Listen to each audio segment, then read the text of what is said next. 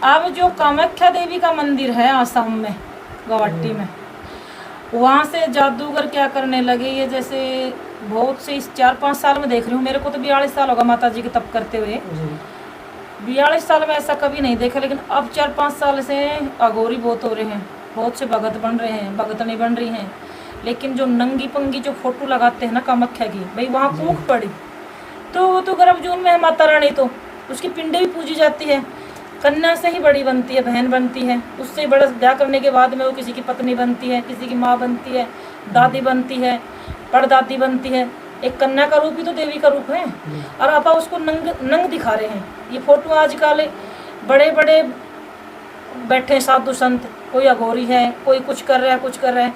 उस फोटो को मैं चाहती हूँ कि ये फोटो जो माँ की जो कूख की दिखाई जाती है उसको बंद करा जाए।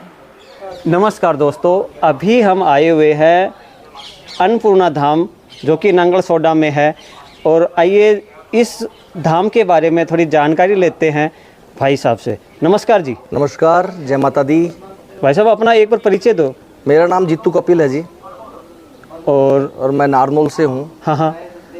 और निरंतर माता के धाम से नारनौल से आता हूँ और यहाँ पर अपनी सेवा चलती है माँ के धाम पर। आप कब से जुड़े हुए हैं?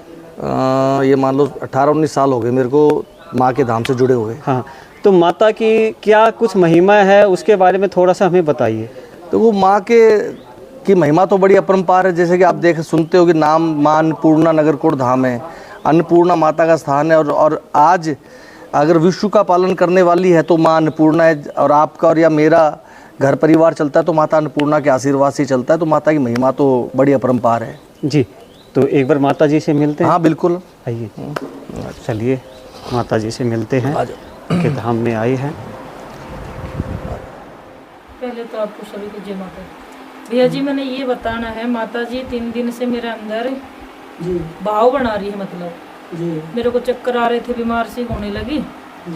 और ये कहना चाह रही थी कि जैसे भी जो मंदिर बन रहे हैं ना, देवी मैया का लगा लो, भगवान का लगा लो, तो जो भी चिन्ह चढ़ते हैं ना माता के द्वार पे चढ़ते हैं, भाई जैसे कोई मूर्ति भेंट कर दी या कैलेंडर भेंट कर दिया देवी के दरबार में, उनको जो फेंक देते हैं तो माता क्रोधित होती है। इसीलिए 42 साल पहले भी मेरे को माता ने यही आदेश दिया था, जो बचपन में मैं बच्ची थी। आज 42 साल हो गए मेरे को ये माता रानी की पूजा करते करते। 4 साल की थी मैं तब भी मैं जैसे दीपावली पे भी कैलेंडरों को फेंकते थे, तो मैं वहाँ जाके ना चुटकी लाया करती थी, मतलब कटड़ा में ठा के।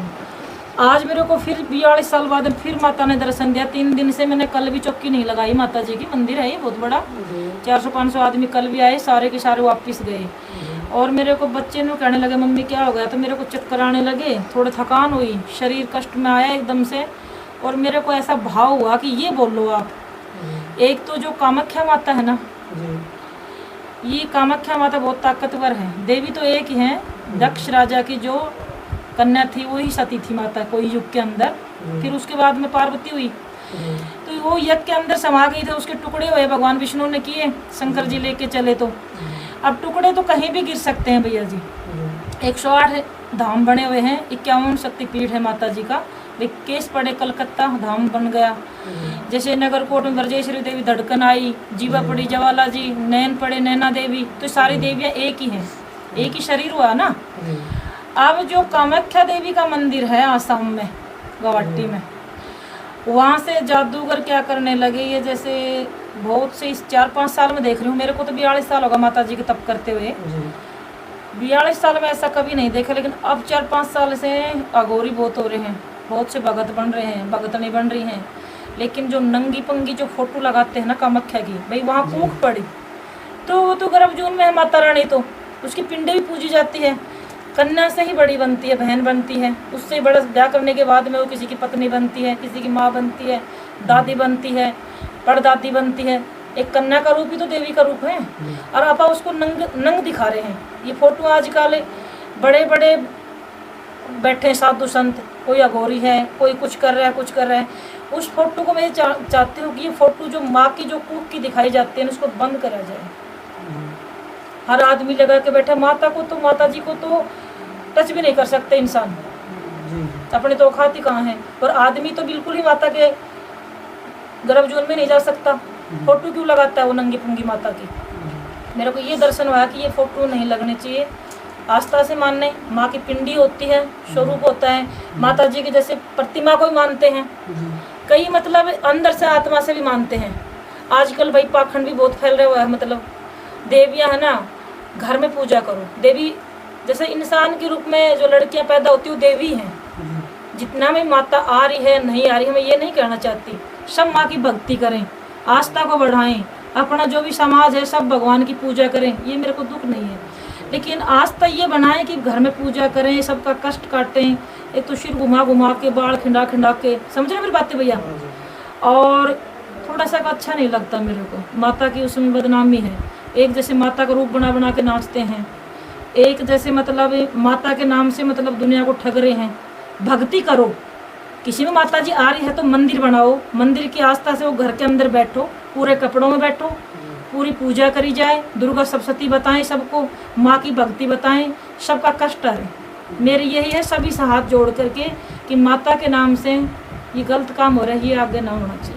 एक जो गढ़ी आश्रम में माता का दर्शन हुआ, वहाँ जो चिन्ह चढ़ाते हैं, ध्वजा चढ़ाते हैं, माता की पोशाक चढ़ाते हैं, फोटो चढ़ाते हैं, वो पैरों में आ रही है। माता जी ने दर्शन दिया कि वहाँ का भी कोई एक बड़ा पेड़ लगाया जाए पीपल का, उसके अंदर एक बड़ा चबूतरा बनाया जाए, उस पर रखा जाए। ऐसे ऐसे फेंक रखे, देखो भैया मेरे को माता जी साक्षात दर्शन देती हैं। लोग तो अब 5 साल से उठे हैं यूट्यूब की दुनिया से कि मेरे में माता आ रही, पापा आ रहे। आज 150 आदमी इस घर में, किसी में माता नहीं आई। 150 घर मेरे पीछे हैं, किसी में माता नहीं आई। खूब बड़ा मंदिर बन रहा है, करोड़ों का। हर घर में, हर गांव में पूछो कि माता की शक्ति क्या है। काम भी बन रहे हैं। मैं ये नहीं कहीं मेरे पास आओ, ना मेरे पैसे की जरूरत है, ना कोई आदमी से मैं तो अलग रहती हूँ। मनुष्य से मेरे को कुछ नहीं लेना, भक्ति के अंदर हूँ। कोई आए या ना आए मेरे को कोई मतलब नहीं। लेकिन जितनी भी माता हैं, बहन हैं, माता का तप करो, भक्ति करो, मंदिर चलाओ। किसी में आती है तो उनका संकट हरो, लेकिन जो माता के लिए जो उंगली उठाए वो बर्दाश्त नहीं है भैया।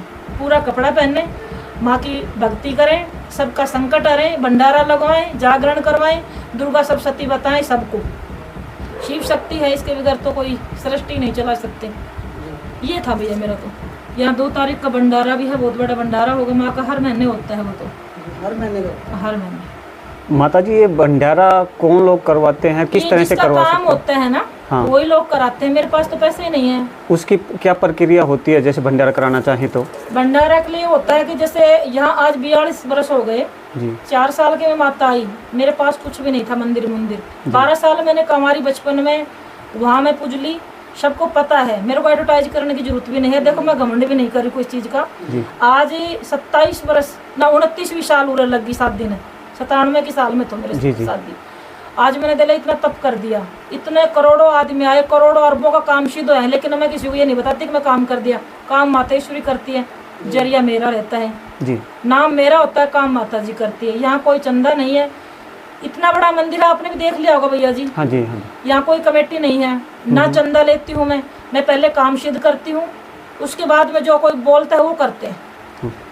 अभी भी लोगों का काम बन रहे हैं, वही हर महीने का भंडारा करते हैं, मंदिर बना रहे हैं, गौशाला बना रहे हैं। मेरे बस की बात नहीं है कुछ करने का। हाँ वो करते हैं। हाँ 4-5 हजार आदमी यहाँ आके भंडारा करते हैं। 4-5 हजार आदमी हर महीने प्रसाद पाते हैं। भंडारा कराने के लिए कितने दिन पहले यहाँ पे सूचना देनी होती है, किस तरह से होता है वो थोड़ा बता। भंडारा जैसे बच्चों का काम बनते रहता है, एक महीना में 2 भी हो जाते हैं, 4 भी हो जाते हैं। अच्छा। लेकिन महीने की जो नौमी होती है ना, चांदन, हाँ जी, उस पर सारे भगत इकट्ठे हो जाते हैं। जैसे 100 के काम बने तो भाई जैसे 10,000 मन दे दिया, 5,000 मन दे दिया, वो खुद ही करते हैं। अच्छा। मैं तो खाली भोग लगाती हूँ और पब्लिक जीमती है, फिर चले जाते हैं दर्शन करके जी। हाँ मैं पैसे पूछे का वो नहीं है भैया जी। ठीक है।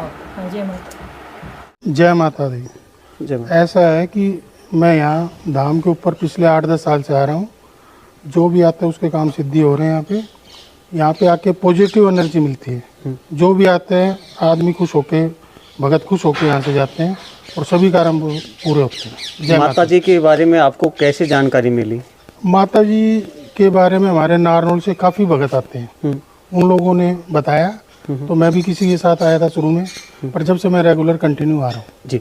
जब से आप आने लगे हैं, क्या अपनी ज़िंदगी में फ़र्क देखा है आपने? फ़र्क ही है जी, यहाँ पे पॉजिटिव एनर्जी है। जो काम सोच के आते हैं वो पूर्ण होते हैं और माता जी का असीम कृपा है और असीम प्रेम मिलता है माता जी।